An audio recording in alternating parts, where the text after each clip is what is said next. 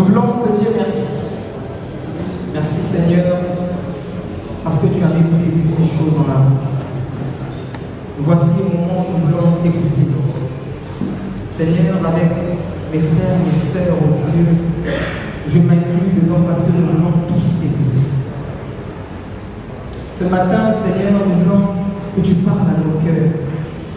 Et quand je prie, j'ai cette image d'Élie qui, devant l'autel, a dit déchirer le front et versez-y de l'eau. Nous voulons nous répandre sur tout cet autel, oh Dieu, l'autel de ta présence. Et ensemble avec ta présence, accueillir ta gloire. Est-ce que tu puisses nous parler puissamment et profondément au nom de Jésus. Amen. Est-ce qu'on peut acclamer Jésus?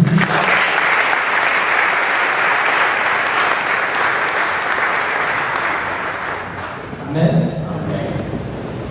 Je vais me représenter pour ceux qui ne me connaissent pas. Ça fait quand même une année que je ne suis pas passé. Je suis le frère David Gadenga. Je suis centrafrico-congolais. Et je ne suis plus président de la jeunesse, pour ceux qui ne le savent pas. C'est la sœur Karel. Je suis secrétaire au CP. Amen. Je pense que c'est le plus important. Nous allons ouvrir nos Bibles dans le livre de Matthieu. Matthieu chapitre 5. Nous allons lire du verset 1 au verset 12. Matthieu chapitre 5. Nous lirons du verset 1 jusqu'au verset 12. Matthieu chapitre 5, du verset 1 au verset 12. Je lis au nom de Jésus. Voyant la foule, Jésus monta sur la montagne. Et après qu'il se fut assis, ses disciples s'approchèrent de lui. Puis, ayant ouvert la bouche, il enseigna et dit: Heureux les pauvres en esprit, car le royaume des cieux est à eux. Heureux les affligés, car ils seront consolés. Heureux les humbles de cœur, car ils hériteront la terre. Heureux ceux qui ont faim et soif de justice, car ils seront rassasiés. Heureux les miséricordieux, car ils obtiendront miséricorde. Heureux ceux qui ont le cœur pur, car ils verront Dieu. Heureux ceux qui procurent la paix, car ils seront appelés fils de Dieu. Heureux ceux qui sont persécutés pour la justice, car le royaume des cieux est à eux. Heureux serez-vous lorsqu'on vous outragera, lorsqu'on vous persécutera et qu'on dira faussement de vous toutes sortes de mal à cause de moi. Réjouissez-vous et soyez dans l'allégresse, parce que votre récompense sera grande dans les cieux, car c'est ainsi qu'on a persécuté les prophètes qui ont été avant vous. Parole du Seigneur. À chaque fois que vous lirez le mot heureux dans la Bible, les commentateurs ont voulu appeler ça béatitude. À chaque fois que vous serez face à un texte biblique où vous lirez heureux, heureux, heureux, nous appellerons ça béatitude.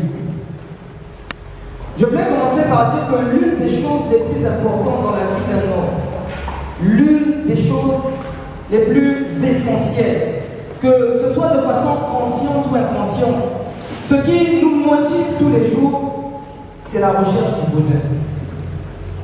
C'est très important pour nous d'accéder à ce bonheur que nous définissons. Le dictionnaire définit le bonheur comme un état de satisfaction complète. Un état où je me trouve à un moment où je me sens en paix et dans la joie parce que j'ai atteint un but donné. Un homme pouvait dire que le bonheur n'a pas une définition fixe, mais celui qui donne la définition au bonheur trouve sa source de motivation. C'est-à-dire que ce que je définis, la définition que je donne au bonheur, c'est ce carburant qui me motive tous les jours à me réveiller à travailler. Certains définissent le bonheur comme une accumulation de biens. On le dit souvent, je serai heureux quand je serai riche. D'autres définissent le bonheur comme une accumulation d'amour. je serai heureux quand on va m'aimer. D'autres définissent encore le bonheur comme une certaine position. Je serai heureux quand j'aurai telle position sociale ou quand j'aurai atteint ce diplôme ou ce doctorat. Quelle que soit la définition que nous donnons du bonheur, c'est ce qui fait notre motivation. Amen. Et Dieu ne peut pas rester indifférent face à cette question. C'est pourquoi toute la Bible, depuis l'Ancien Testament jusqu'au Nouveau Testament, est parsemée de ce qu'on appelle les béatitudes. On trouve les béatitudes dans l'Ancien Testament, par exemple avec Somme, ce verset que nous connaissons bien. Heureux l'homme, il est comme. Et nous voyons aussi les béatitudes dans le livre que nous venons de lire, Matthieu, Luc, et même Apocalypse parle des béatitudes parce que, pour que vous le sachiez, il est important et essentiel aux yeux de Dieu que nous soyons heureux. La priorité pour Dieu, la priorité sincère de Dieu, c'est que les hommes soient heureux. C'est pourquoi mon thème de ce soir, c'est « Sois heureux ». Je veux que tu regardes ton frère et dis-lui « Sois heureux ». Sois heureux. Avant de rentrer dans le texte, nous voulons comprendre qui est Matthieu et comment est-ce que Matthieu écrit ou structure son récit. On ne peut pas lire quelque chose sans comprendre comment est-ce que l'auteur l'écrit. Matthieu, qui est encore appelé Lévi, est un apôtre que Jésus a choisi. Selon différents textes, c'est le 3e ou le 4e. Mais ce n'est pas ça l'important. Matthieu présente Jésus comme le Messie. Plus encore, avec plus de précision, Matthieu présente Jésus comme le roi messianique. J'ouvre une parenthèse rapidement en disant que chaque évangéliste présente Jésus de manière différente, selon ce que le Seigneur lui a donné par rapport au milieu où il se trouvait. Et Matthieu, lui, il parle à des Juifs. Et comme il parlait à des Juifs, il a structuré son récit dans le fait qu'il voulait prouver à ces Juifs que le Messie que vous attendez, c'est Jésus-Christ. Et donc il fait un choix à partir du chapitre 5. Vous lirez du chapitre 5 jusqu'au chapitre 7. Matthieu fait le choix de condenser toutes les paroles de Jésus sur un endroit qu'on appelle la montagne. Tout ce qu'on lit du chapitre 5 au chapitre 7, on appelle cela l'enseignement sur la montagne. C'est dans cette partie où le Seigneur va enseigner. Dans cette partie où le Seigneur va ramener les choses selon leur contexte. C'est dans cette partie où vous lirez que Jésus dira, il est écrit, vous avez appris les anciens qu'il est écrit, mais moi je vous le dis. Et souvent on ne comprend pas bien le texte. Si on le lit de façon littéraire, on a l'impression que Jésus change la loi. Mais en fait, comment on doit le lire? Vous avez cru entendre des anciens qu'il était écrit, mais voilà ce qu'il est dit. Parce que Jésus, dans le chapitre 5 jusqu'au chapitre 7, va ramener les choses selon leur contexte. Il va enseigner sur la loi, il va enseigner sur la prière, il va enseigner sur le jeûne. Des éléments essentiels qui font notre vie. Mais il y a quelque chose de très important. Avant de rentrer sur les enseignements, avant de parler de la prière, avant de parler du jeûne, Jésus va faire une pause et commencer à parler de la notion du bonheur. Je répète ce que j'ai dit en introduction. La priorité pour Dieu, c'est que tu sois heureux.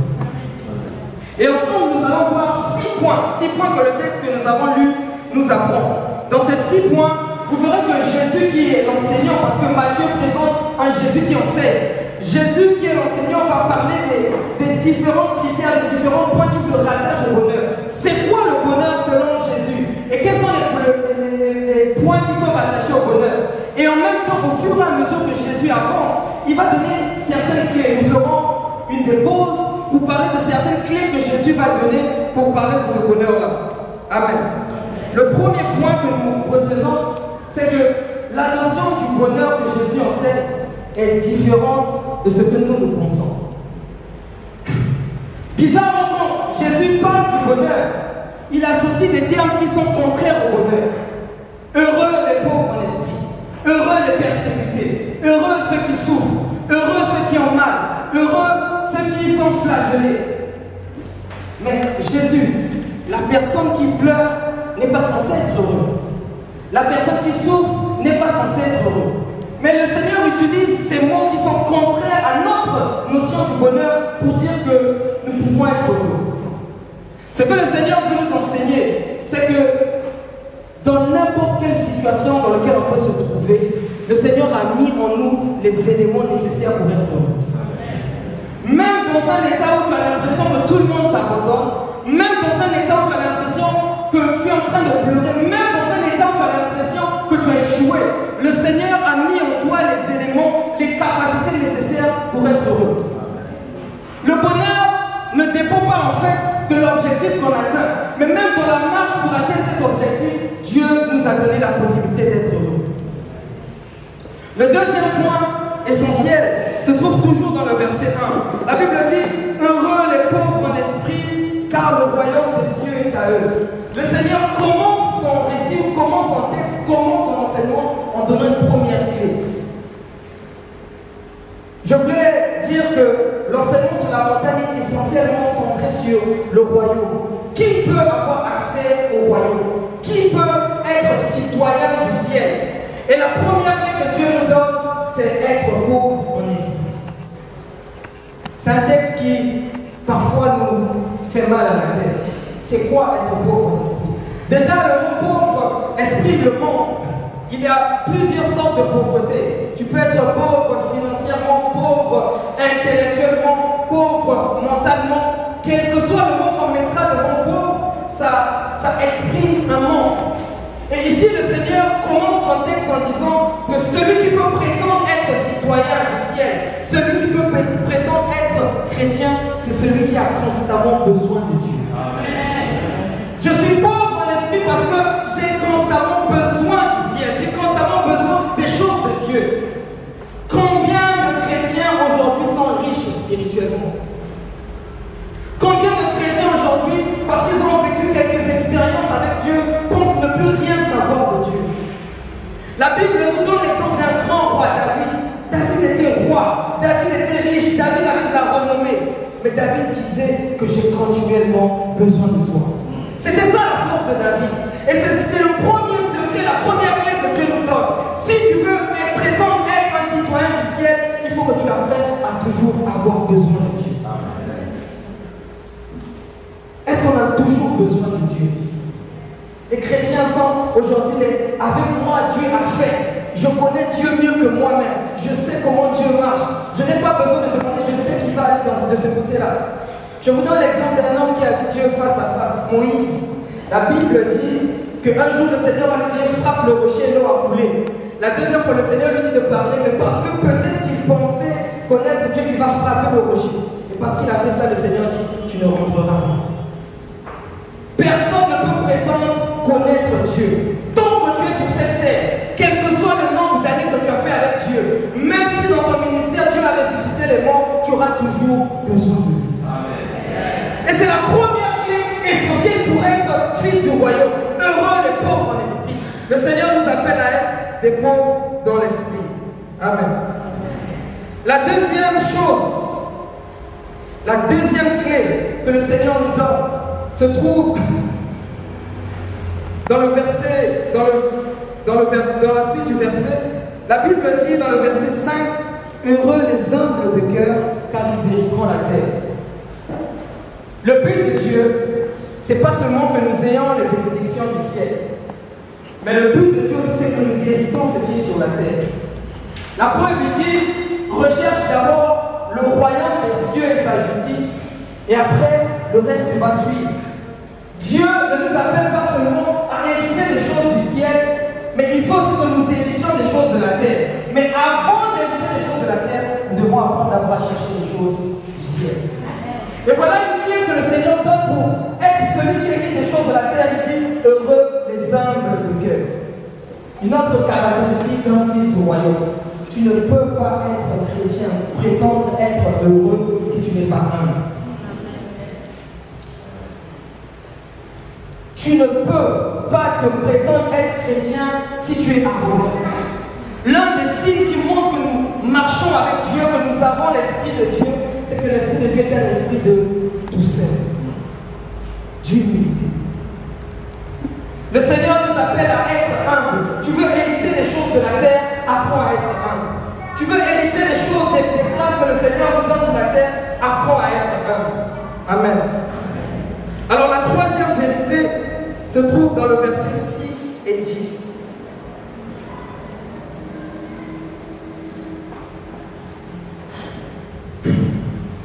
La notion du bonheur est attaché à la justice. Le verset 6 nous dit: heureux ceux qui ont faim et soif de justice, car ils seront rassasiés. Et le verset 10: heureux ceux qui sont persécutés pour la justice, car le royaume des cieux est à eux. Il y a quelque chose de très important que Jésus, l'enseignant, nous apprend. Quand il parle de justice, il va parler de justice 2 fois dans ce texte. Il parle de justice au verset 6, il parle de justice au verset 10. Et toujours en parlant de justice, il va les associer au mot heureux. En fait, ce que Jésus veut dire, c'est que celui qui recherche la justice est doublement heureux. Sur quoi tu bases ta quête du bonheur? Je vous disais au début que c'est la définition que tu donnes au bonheur qui trouve sens à ta motivation. Je vous donnais le témoignage d'un homme qui avait placé sa motivation sur le fait de rendre heureux sa mère. Quand il est né, son père l'a abandonné, c'est sa mère qui s'est occupée de lui, sa mère s'est occupée de sa scolarité. Et ce garçon était très brillant, il est toujours d'ailleurs. Il bossait dur chaque jour. Et sa seule motivation, c'était qu'un jour, je deviendrai riche pour que ma mère soit heureuse. Il a même obtenu son bac avec une forte mention. Sur ses cahiers, il écrivait toujours: c'est pour maman, c'est pour toi que je le fais. Parce que sa motivation était le fait de vouloir rendre heureux sa mère. Il a placé sa définition du bonheur dans cet aspect. Il arrive en première année, majorant de sa promotion. Il passe en deuxième, troisième année, quatrième année, majorant de sa promotion. Et en cinquième année, au moment où il devait finir ses études, sa mère tombe malade et décède. Ce garçon a vu toute sa vie s'écouler devant lui. Ce garçon qui était si brillant, qui travaillait bien, qui était toujours le meilleur, a commencé à sécher les cours parce qu'il n'avait plus de source de motivation. Ce garçon que l'on prenait pour modèle a commencé à se retrouver dans les gangs en train de fumer, en train de boire, parce qu'il avait perdu sa source de motivation. Pendant 8 ans, il a tourné dans ce sens. Jusqu'à un jour où il va rencontrer réellement Jésus-Christ. Si je donne cet exemple, si je donne ce témoignage, c'est pour dire que parfois nos mauvaises définitions du bonheur peuvent parfois entraîner notre mauvaise façon d'accéder là où Dieu veut qu'on accède. Sur quoi tu bases ta quête du bonheur? Ce garçon basait sa quête du bonheur sur le fait de rendre heureuse sa mère. Ce n'est pas mauvais. Mais si nous plaçons notre quête du bonheur sur ce qui est secondaire peut disparaître à n'importe quel instant. Et c'est parce que Jésus savait ça qu'il dit dans le verset 6 que heureux sera celui qui va placer en fait sa quête du bonheur dans la justice. Parce que la justice ne s'éteindra jamais. La justice de Dieu ne s'éteindra jamais. Sur quoi tu bases la quête de ton bonheur? Est-ce que tu la bases sur le fait d'avoir l'argent? Lorsque tu verras que tu ne pourras plus, où tu vas te trouver? Est-ce que tu te bases sur le fait d'avoir plusieurs amis?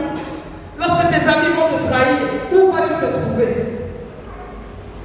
Et le verset 10, on a l'impression que c'est contraire au verset 6. Il dit, heureux ceux qui ont faim et soif de justice. Et le verset 10 dit, heureux celui qui est persécuté à cause de la justice. En fait, qu'est-ce que Jésus l'enseignant veut nous dire? Il dit que si tu veux être heureux, commence à chercher la justice de Dieu. Mais dans cette justice, sache que tu seras persécuté. Tu ne peux pas être chrétien et ne pas être persécuté. C'est une vérité biblique. Tu ne peux pas être chrétien et ne pas être persécuté. Pourquoi? Parce que Dieu nous demande d'être juste dans un monde injuste. Le Seigneur nous demande de ne pas voler là où tout le monde voit. Le Seigneur nous demande de ne pas faire ce que tout le monde fait. Et forcément, quand tout le monde, nous vivons dans un monde où quand quelqu'un ne se conforme pas, il est combattu. Tu ne peux pas être chrétien, tu ne peux pas prétendre être heureux si tu ne vis pas dans la justice. Si tu ne cherches pas la justice. C'est quoi la justice de Dieu? La justice de Dieu, c'est se conformer à la volonté de Dieu. parle à quelqu'un aujourd'hui. La justice de Dieu, c'est se conformer à la volonté de Dieu. Je n'ai pas terminé le témoignage. Son frère rencontre Jésus et le Seigneur va transformer son cœur. Il va transformer son cœur, il va reprendre les études. Là où il s'est arrêté, il va réussir et aujourd'hui il a une bonne position. Mais à chaque fois que l'on rencontre cet homme, il dit toujours placez votre espérance en Jésus-Christ. C'est bien de placer son espérance dans les choses secondaires. Je répète, ce sont ces choses qui peuvent disparaître. Place ton espérance dans la quête de la justice de Dieu. Amen. Alors un autre point que le Seigneur nous donne se trouve dans le verset 8. Heureux ceux qui ont le cœur pur car ils verront Dieu. Je disais que tout au long de cet enseignement, le Seigneur va être progressif. Il va progresser pour donner certaines clés. La première clé qu'il donne, c'est celui qui veut accéder au royaume. Celui-là doit être pauvre spirituellement. Celui qui veut avoir la terre, il doit être humble. Et toujours en train de progresser dans les clés, il va donner une autre façon de voir Dieu. Il dit, heureux celui qui a le cœur pur, parce que celui-là verra Dieu. C'est bien d'être citoyen du ciel, c'est bien d'avoir les bénédictions de la terre, mais c'est mieux de voir Dieu. Et pour voir Dieu, il faut que tu aies le cœur pur. C'est quoi un cœur pur? On parle de pureté lorsque on parle de quelque chose d'authentique, une chose qui ne se mélange pas. Vous savez, avant, le mot hypocrite signifiait acteur. Et les acteurs, ce sont des personnes qui ont cette habilité-là de jouer un rôle donné pendant une séquence donnée et juste après la fin de la séquence redevenir tels qu'ils étaient. Combien de chrétiens à l'église sont des acteurs? Combien d'entre nous sont acteurs? Nous venons à l'église, nous montrons une certaine image de nous qui n'est pas. Nous voulons paraître alors que Dieu veut que l'on soit. Dieu ne te demande pas de paraître. Il faut être avec Dieu. Le Seigneur dit que celui qui peut prétendre voir Dieu, c'est celui qui est vrai. Est-ce que c'est le pasteur que tu veux plaire? Est-ce que c'est ton responsable de commission que tu veux plaire? Est-ce que c'est les frères ou les sœurs de l'église à qui tu veux plaire? Ou c'est à Jésus que tu veux plaire? Fort quand tu vois ce frère, tu dis, ce frère me donne même envie de prier. Au fond, quand Dieu le voit, c'est quelqu'un qui est perdu. Quand je parle de ça, je parle de moi aussi. N'oubliez pas que je me prêche ici.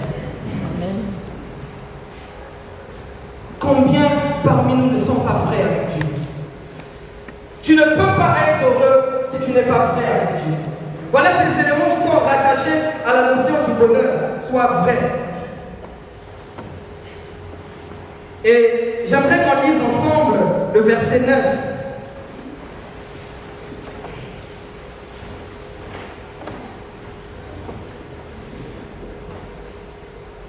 Est-ce qu'on peut le lire? Heureux ceux qui procurent la paix, car heureux ceux qui procurent la paix, car qui seront appelés fils de Dieu. La notion du bonheur est rattachée à la paix. Et la paix, la notion de la paix est rattachée à notre identité.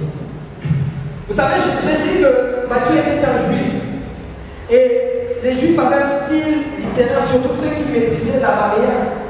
Ils avaient une manière d'écrire que certaines phrases, quand tu le lis pour avoir l'interprétation, la bonne explication, au lieu de le lire du début jusqu'à la fin, il faut le lire de la fin jusqu'au début.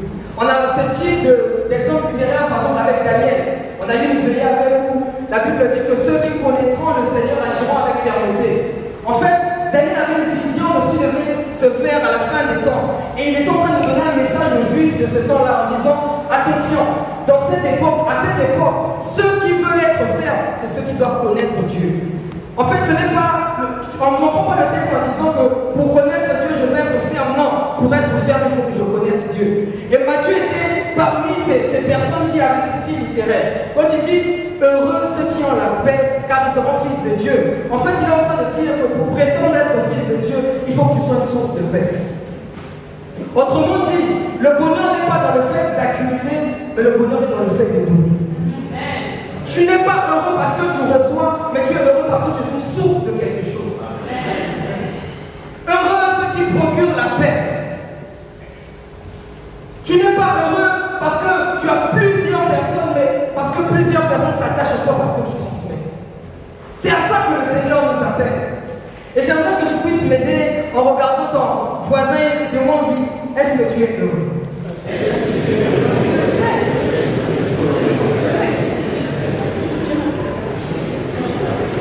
Amen. Non, c'est trop facile. Tout le monde a répondu oui.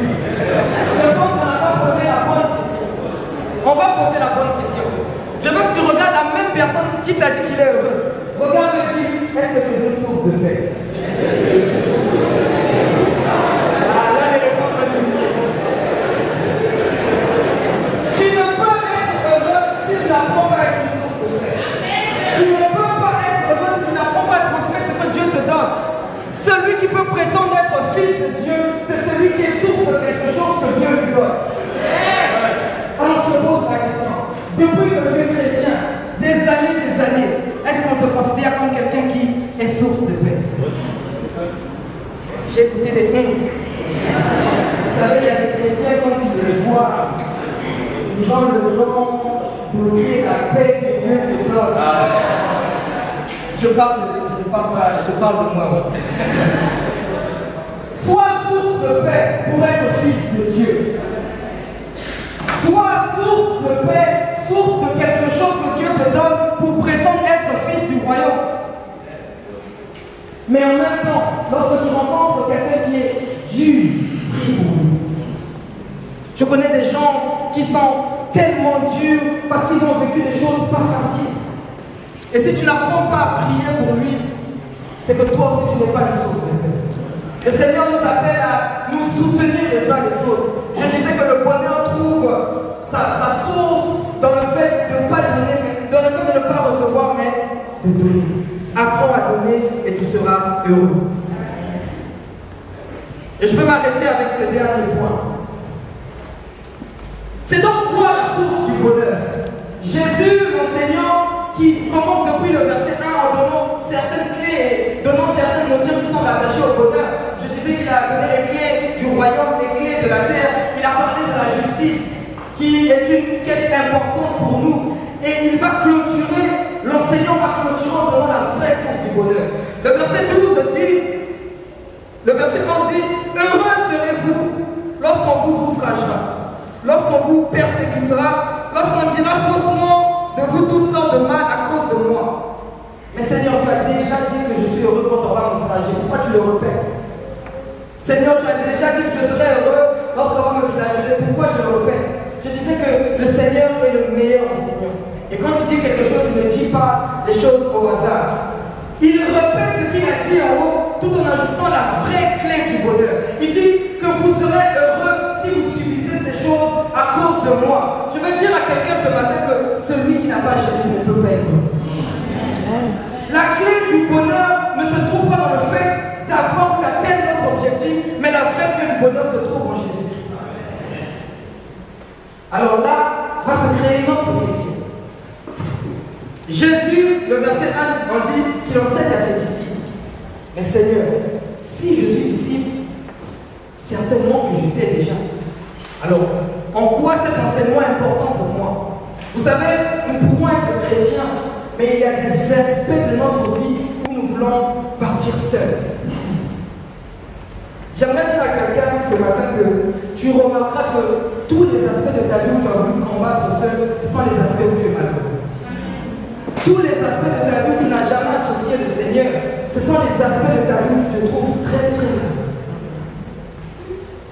Celui qui n'a pas Jésus n'est pas heureux. Celui qui n'associe pas Jésus dans tous les axes de sa vie ne peut prétendre être heureux. Parfois on dit Seigneur, je te donne mon cœur, mais l'argent laisse-moi gérer. Et c'est souvent de ce côté où nous souffrons Seigneur, je te donne ma vie, je viens à l'église, mais mon mariage ne touche pas. C'est là où ça devient parfois un enfer. Quand j'écoute des témoignages. Le bonheur est toujours associé à Jésus-Christ. Associe chaque aspect de ta vie à Jésus et tu seras heureux. Ma prière pour toi, parce que quand j'étais en train de préparer ce message, qui m'a parlé? Moi-même. Et j'ai passé toute la semaine à prier en disant, Seigneur, qu'est-ce que tu veux pour ton peuple? Et ma prière pour toi, c'est que tu ouvres les yeux, parce que le Seigneur te dit, tu es déjà là. Ne cherche pas à aller à gauche, à droite. Les éléments qui peuvent te rendre heureux, ces éléments-là sont en toi. Si tu as Jésus, tu es heureux. Si tu as Jésus, tu es heureux. Levons-nous et prions.